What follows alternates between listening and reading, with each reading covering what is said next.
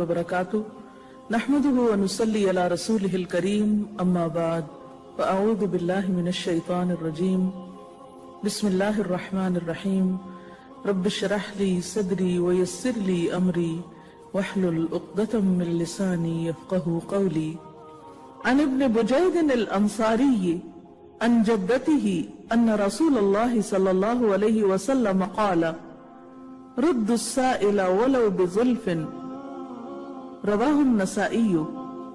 इब्न बुजैद अंसारी अपनी दादी से रिवायत करते हैं कि रसूलुल्लाह सल्लल्लाहु अलैहि वसल्लम ने फरमाया, साइल को कुछ न कुछ देकर ही वापस करो, खाह वो बकरी का खुर ही क्यों ना हो। इस हदीस में हमें साइल के हुकूक के बारे में बताया जा रहा है। अगरचे इस्लाम में सवाल करना पसंदीदा नहीं, लेकिन ये एक फितरी सी बात है कि जब कोई शख्स अपनी जरूरियात और अपनी हाजात की वजह से इस दर्जा मजबूर हो जाए कि मांगे बगैर उसका चारा न हो या गुजारा न हो, तो ऐसी सूरत में अगर वो किसी के आगे हाथ फैलाता है तो जिसके आगे हाथ फैलाया जाए फिर वो क्या करे। यानी ये हदीस पेशेवर गदागरों के बारे में तो नहीं है, लेकिन उन जरूरतमंदों के बारे में है कि जो हकीकी जरूरियात की बुनियाद पर हाथ फैलाते हैं। इसी तरह एक और जगह पर आप सल्लल्लाहु अलैहि वसल्लम ने फरमाया, क्या मैं तुम्हें ऐसे आदमी की खबर न दूं जो सबसे बदतर है। सहाबा ने अर्ज किया, हाँ बताइए।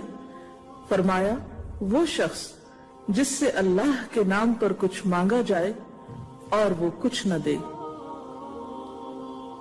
कुरान पाक में अल्लाह ताला फरमाते हैं, वफी अम्वालिहिम हक्कुन मालूम लिस्साइल वल महरूम, कि उनके मालों में एक मालूम हक है, सवाली का भी और महरूम का भी। यानी जिसके पास कुछ नहीं और वो मांगता भी नहीं, और एक शख्स जो अपनी जरूरियात से तंग आकर अपनी मुश्किलात में दूसरों के आगे हाथ फैलाता है। तो जो साहिब हैसियत मुसलमान हैं, उनकी जिम्मेदारी बनती है कि वो जरूरतमंदों की जरूरत को पहचाने।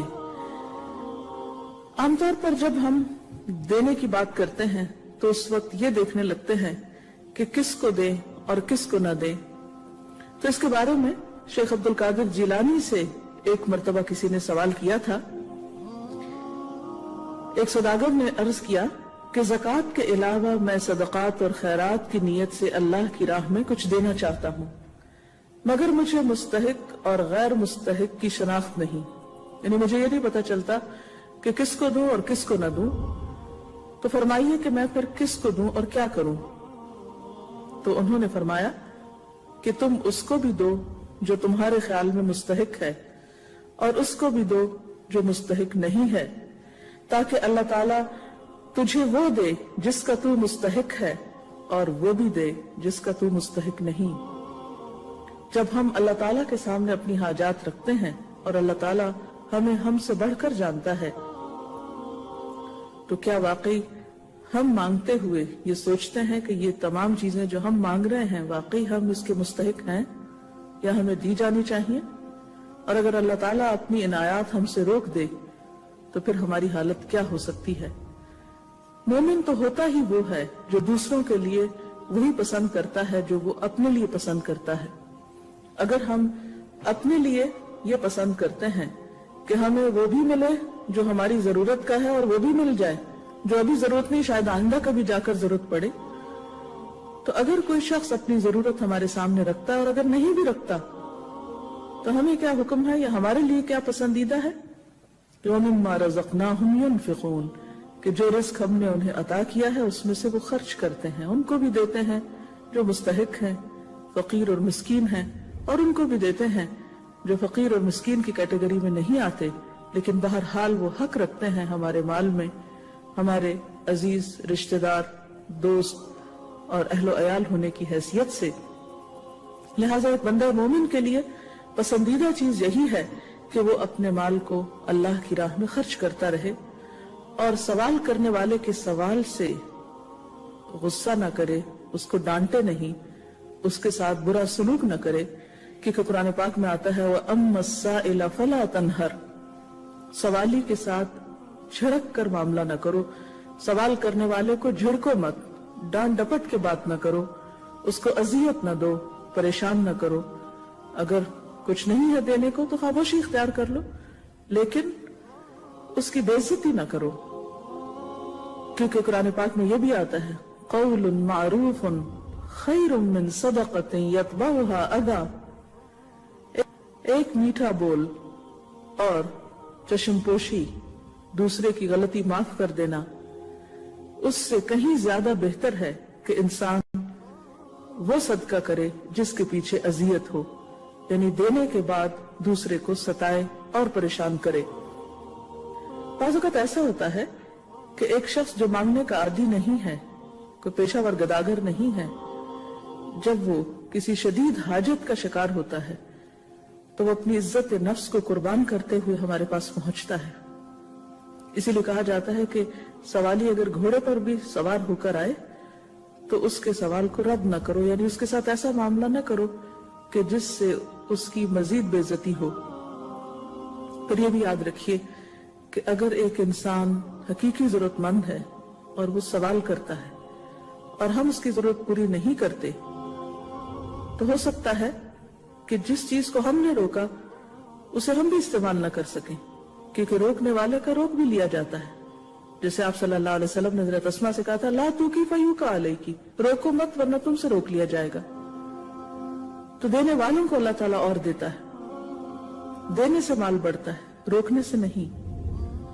لہذا ایک روایت میں آتا ہے کہ حضرت ام سلمہ کو گوشت کا ایک ٹکڑا تحفے اور ہدیے کے طور پر بھیجا گیا۔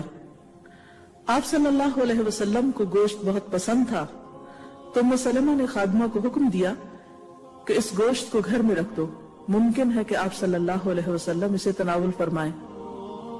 خادمہ نے اس گوشت کو گھر میں طاق پر رکھ دیا۔ پھر اتنے میں ایک سائل دروازے پہ آ کھڑا ہوا اور اس نے کہا کہ تم صدقہ خیرات کرو، اللہ برکت دے گا۔ گھر والوں نے کہا اللہ تمہیں برکت دے، یعنی انکار کر دیا۔ سائل یہ سن کر چلا گیا۔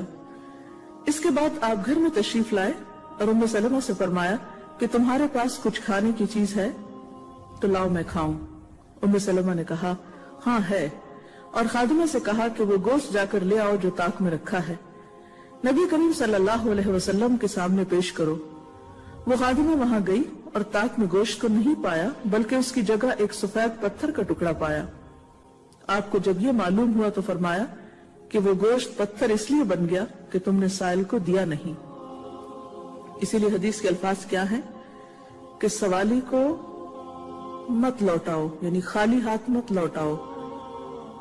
اگر کچھ بھی نہیں اور سوائے ایک بکری کے جلے ہوئے کھر کے تو وہ بھی دے دو، یعنی اگر تم سائل کی ضرورت پوری نہیں کر سکتے تو تم اس کو ایک اچھی دعا دے سکتے ہو، ایک مسکراہٹ دے سکتے ہو، ایک اچھا مشورہ دے سکتے ہو، اس کے لیے خیر و بھلائی کی دعا کر سکتے ہو۔ لیکن روکھا پی کا رویہ اختیار کرنا، بے نیازی کا برتاؤ کرنا اور پھر ڈانٹ ڈپٹ کرنا یہ ناپسندیدہ ہے۔ لیکن دوسری طرف سوال کرنے والوں کو بھی سوچ سمجھ کر سوال کرنا چاہیے، کیونکہ اسلام میں سوال بہرحال پسندیدہ نہیں ہے۔ حدیث پاک میں آتا ہے من یستعفف یعفہ اللہ ومن یستغنی یغنہ اللہ ومن یتصبر یصبرہ اللہ۔ جو خوددار رہنا چاہے گا اللہ تعالیٰ اسے خودداری عطا کر دے گا، جو غنی رہنا چاہے گا اللہ تعالیٰ اس کو غنی کر دے گا، جو صبر اختیار کرنے کی کوشش کرے گا اللہ تعالیٰ اسے صبر عطا فرما دے گا۔ البتہ اگر کسی کو بے مانگے کچھ مل جائے تو اس کا لینا صبر کرنے سے بہتر ہے۔ یعنی اگر آپ سوال نہیں کر رہے اور بن مانگے بغیر سوال کیے آپ کے پاس اللہ کا فضل آتا ہے تو اسے لوٹانا یا رد کرنا درست نہیں، اسے قبول کر لینا چاہیے، لیکن مانگنے کی حرص نہیں ہونی چاہیے، لالچ نہیں ہونا چاہیے۔ ایک اور حدیث میں آتا ہے رسول اللہ صلی اللہ علیہ وسلم نے فرمایا الید العلیا خیر من الید السفلی والید العلیا ہی المنفقۃ والسفلی ہی السائلۃ. اوپر والا ہاتھ نیچے والے ہاتھ سے بہتر ہے. اوپر والا ہاتھ صدقہ کرنے والے کا ہے یعنی دینے والے کا ہے، اور نچلا ہاتھ مانگنے والے کا ہے. لہذا سوال کرنا پسندیدہ نہیں، کیونکہ سوال کرنے والا بہرحال نیچے ہوتا ہے مقام اور مرتبے میں بھی دینے والے کے مقابلے میں. آپ صلی اللہ علیہ وسلم نے یہ بھی فرمایا کہ تم میں سے کوئی سوال کرتا رہتا ہے یہاں تک کہ اللہ کو جا ملتا ہے تو قیامت کے دن اس کے چہرے پر گوشت کا کوئی ٹکڑا نہ ہوگا، یعنی اس کا چہرہ بے آبرو ہوگا. دنیا میں بھی سوال بے آبروئی کا سبب ہوتا ہے اور آخرت میں بھی ایسا شخص بے آبرو ہوگا. اور خاص طور پر اگر کوئی شخص ضرورت میں نہیں بلکہ مال بڑھانے کے لیے سوال کرتا ہے تو یہ چیز اور زیادہ ناپسندیدہ ہے. رسول اللہ صلی اللہ علیہ وسلم نے فرمایا جو لوگوں سے مال میں اضافہ کرنے کے لیے سوال کرتا ہے یعنی اپنا مال بڑھانے کے لیے سوال کرتا ہے تو وہ آگ کے انگارے کا سوال کرتا ہے. تو وہ مال نہیں رہے گا، آگ کا انگارہ لے رہا ہے، یعنی وہ مال اس کے لیے حلال ہی نہیں.